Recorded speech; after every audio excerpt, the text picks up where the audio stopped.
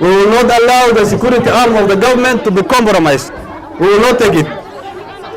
We have seen the threat posted to our brother who is also a competitor for this seat. That is unacceptable in a modern day Kenya. Many Kenyans have lost their blood and their life to bring this nation where it is. For us to have a peaceful and democratic nation, we will not take it from any individual, regardless of who he is, to compromise our security. That is not something we will take lightly. And we want to tell it to the President of the Republic of Kenya, William Samoei Ruto, that you cannot take this country back to the era where the military reign had prevailed upon. We will not accept it. We will not take a Kanu era where threats have prevailed. That is not the nation we want.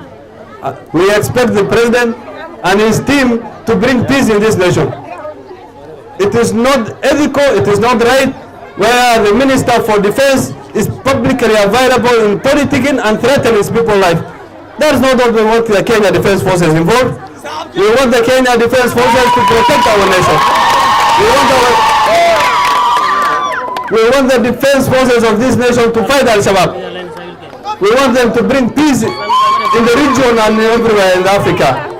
We don't want them involved in the day-to-day politics of Garissa. That is not what we want.